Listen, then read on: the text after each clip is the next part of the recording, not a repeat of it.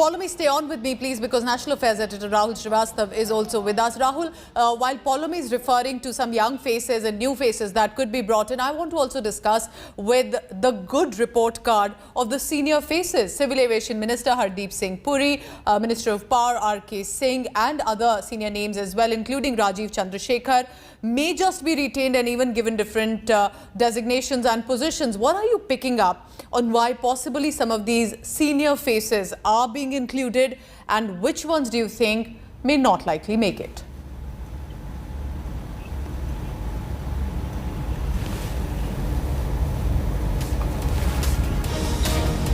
Rahul, if you can hear me.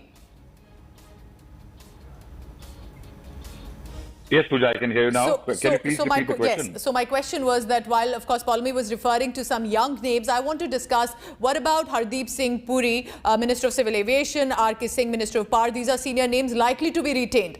So that clearly means possibly they are in the good books with a good report card with the Modi government. What does it reflect, or why possibly these names are being retained while some others are being asked to resign?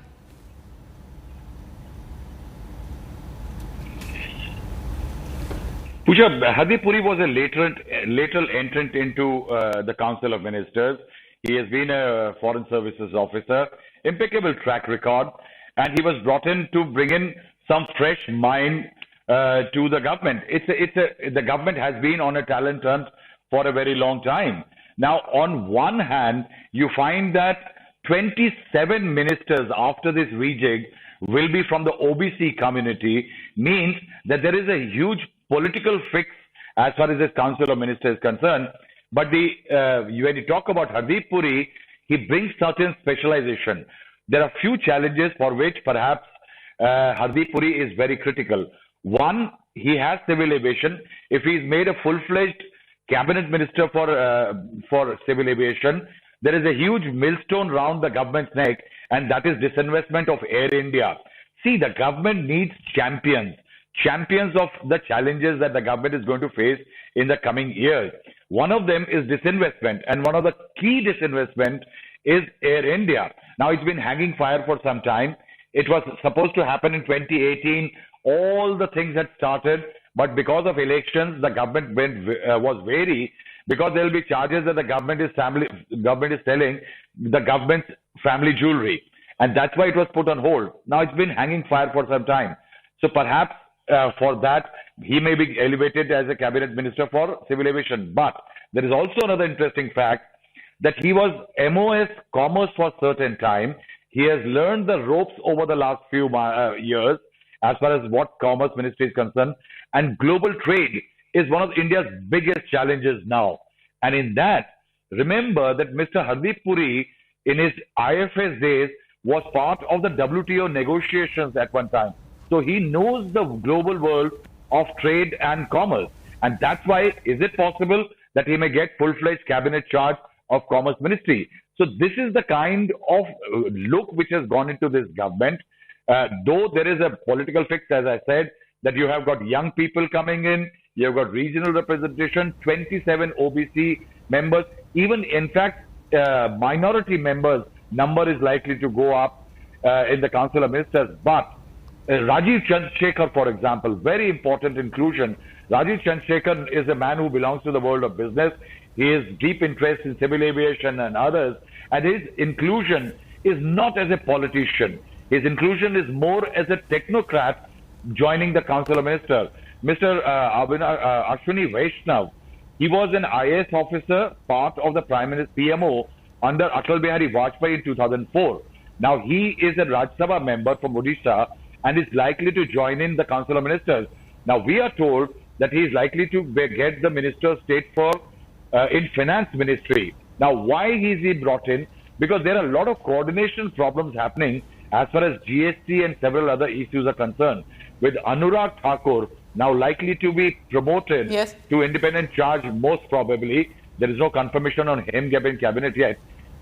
The government is looking into streamlining its functioning to improve the Very delivery interesting mechanism. what you're telling us here, Rahul, and to basically brief it for our viewers as well, that there's not just about politicians to be part of the government, but also the administrative side. And for that, you have former administrators, you have technocrats, both already experienced with the government and new ones that could be included. So that's a very interesting take that you are telling us about this. Rahul, please stay on with me, because we will continue to bring one by one names that are coming forth, but all eyes will be on one name. Once a trusted lieutenant of Rahul Gandhi, BJP's Member of Parliament Jyotiraditya Scindia, a family of political legacy, is all set to possibly be a part of Prime Minister Modi's Union Cabinet today in the Cabinet reshuffle. Let's take a look at the political innings so far of Jyotiraditya Scindia.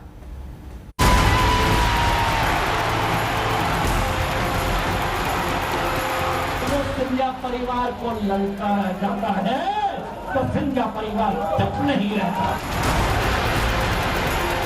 मेरा एक ही लक्ष्य होगा कि आपके दिल में स्थान पाना, ये ज्योतिरादित्य सिंधिया के जीवन का लक्ष्य होगा। The man whose defection pulled the rug from underneath the 15-month-old Kamalnath-led government in Madhya Pradesh and brought the state back to BJP fold. I was involved in public service and politics from afar because of my father's presence in politics. I remember first campaigning for him in 1984 when I was 13 years old, when he fought Atal Bihari Vajpayee in Gwalior. And then, since then, I'd been sort of in and out of campaigns, but never constantly in the process.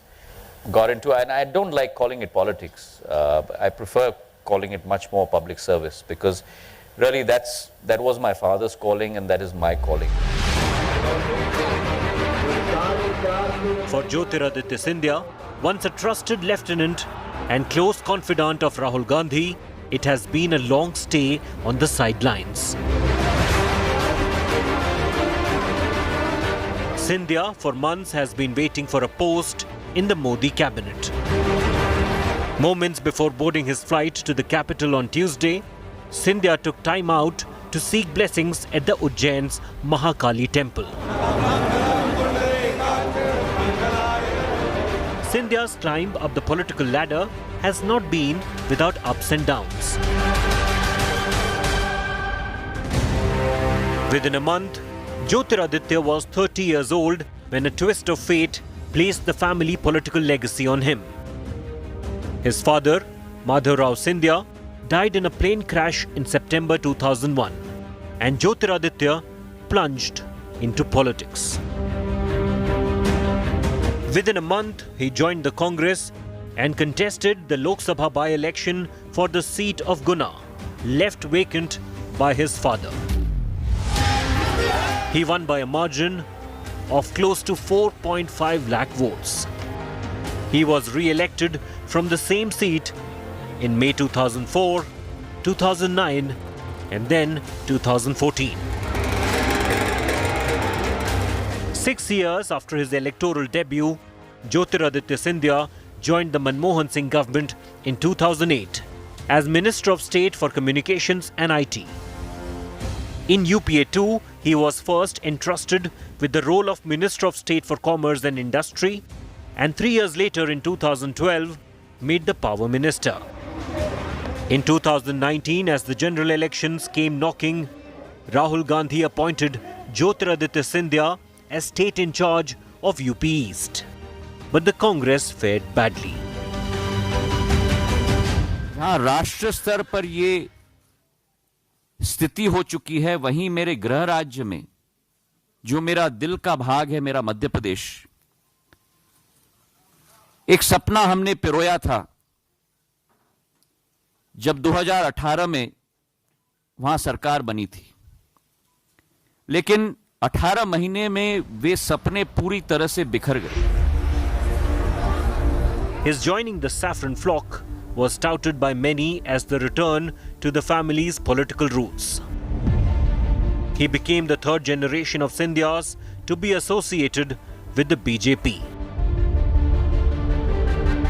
prodigal grandson has returned home on the 75th birthday of my brother. Yes, I'm very happy.